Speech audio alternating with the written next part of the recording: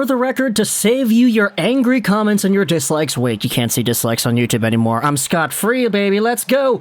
This video is not going over something that will happen. This is not an idea I believe in, nor is this something that I think you should even try to consider. This is just an NHL insider, one of the top ones at that, spreading an idea that really did rile up the Canucks fan base for a little bit over the weekend.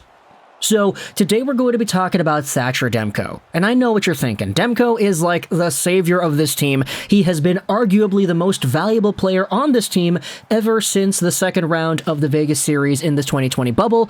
It was then and there that we realized that Thatcher Demko is the guy. And you can't try to discredit anything that Demko has done ever since that 2020 bubble because he hasn't been playing behind a good team. He's been a phenomenal goaltender. It's just he's playing on a squad that is allowing him to see 45 shots a night. He was getting overworked because his backup goalie in Yaroslav Halak was unreliable.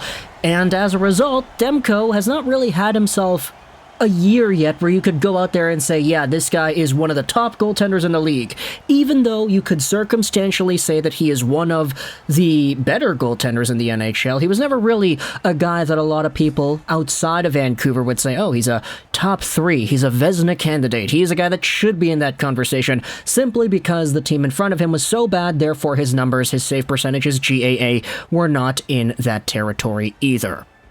But Canucks fans, we knew.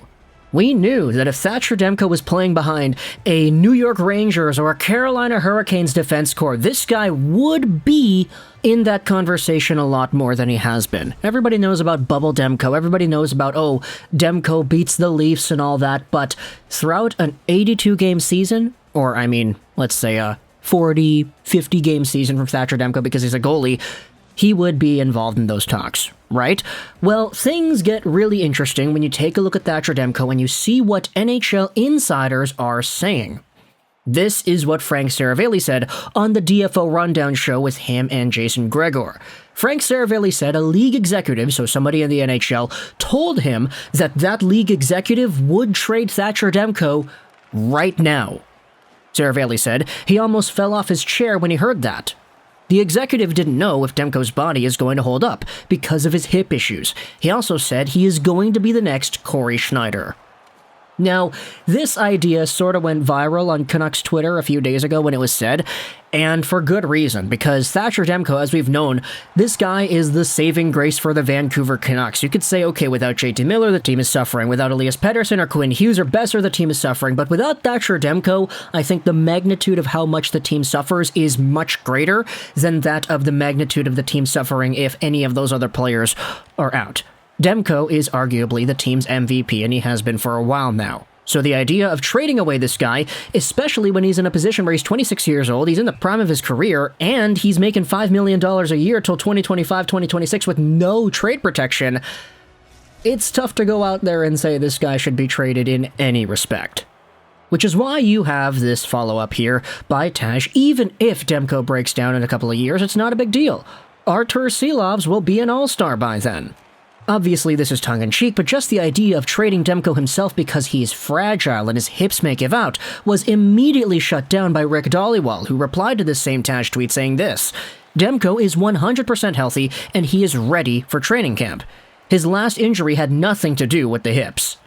You then had Rick Dhaliwal going over onto the Sekeres and Price show saying, I don't have any evidence to suggest that he has hip issues for the last 2 to 5 years that would lead an executive to believe he's the next Cory Schneider.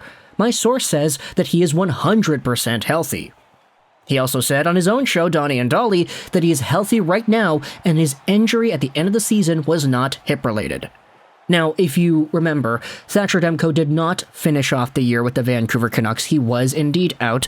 The reins of the net were given to Jaro Halak and Spencer Martin, both of whom, I mean, they were okay towards the end, but come on.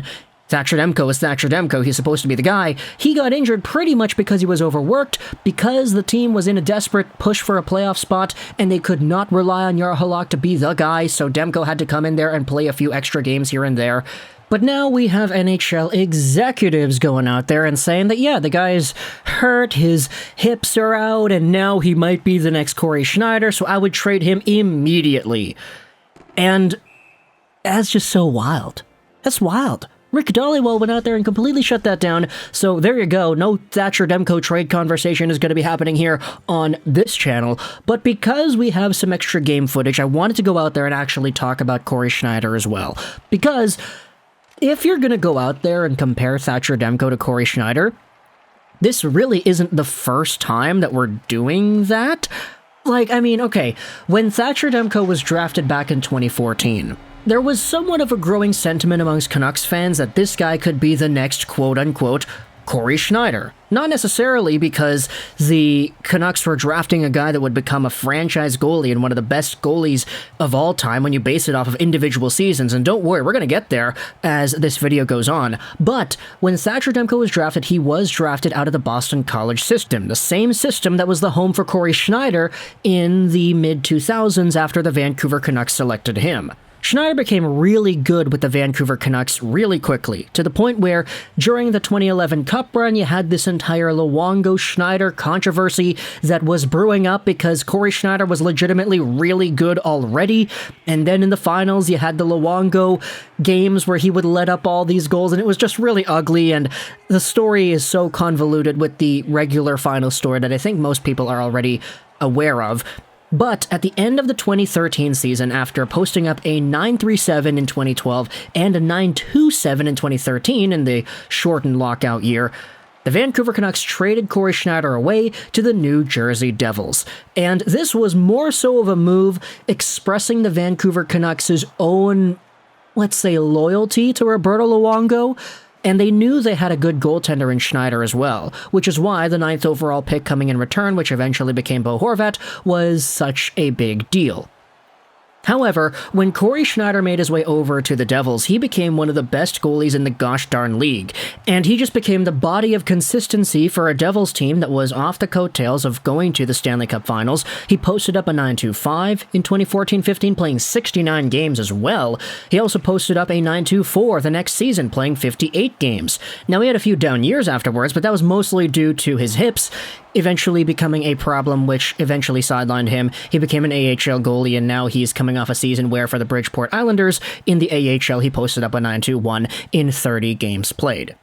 He actually is a free agent right now, and apparently there is some word that the Vancouver Canucks want a veteran backup goaltender for their Abbotsford squad, which makes me think that Cory Schneider would be a perfect option, but regardless, Cory Schneider, if you go over to the NHL's all-time goaltenders list, he is the 12th highest save percentage goalie ever amongst goalies with 200 games played. He has a 9.18 in his entire career, which is at the same level as Henrik Lundqvist, Corey Crawford, Darcy Kemper, and a few other guys. He actually has a higher career save percentage than Carey Price and Robin Lehner, despite the fact that he had the last few years of his career taken away due to injury. He also had the 6th best individual save percentage season of at least 25 games played, where in his 2011-2012 with the Vancouver Canucks, he posted up that 9.37. It was absolutely phenomenal, and it was fueling a lot more of that discourse that was saying that he was better than Luongo. As Luongo said, though, his contract sucks, so it's difficult to go out there and think about him as being as easy to trade as Cory Schneider was, since he was younger, since he was cheaper, and since he was arguably better. And so when I think about Thatcher Demko and Cory Schneider and Boston College, two American goaltenders drafted by Vancouver that had similar stories and eventually became stars in the NHL, I start to smile because I realize that even though Cory Schneider's hips gave out, even though he was not the healthiest guy, even though he's only recently actually been in a position where he's an NHL goalie, he had one game played with the Islanders, the regular Islanders this year, and he actually won. He's a guy that still had some of the best goaltending throughout the 2010s, and as a fan of the Canucks and of Schneider himself, that will never leave me. So if Thatcher Demko goes out there and has himself seasons where he's putting up 9.25, 9.24 save percentages in 70 games played or whatever, then hey, I'd be okay with that. What about you?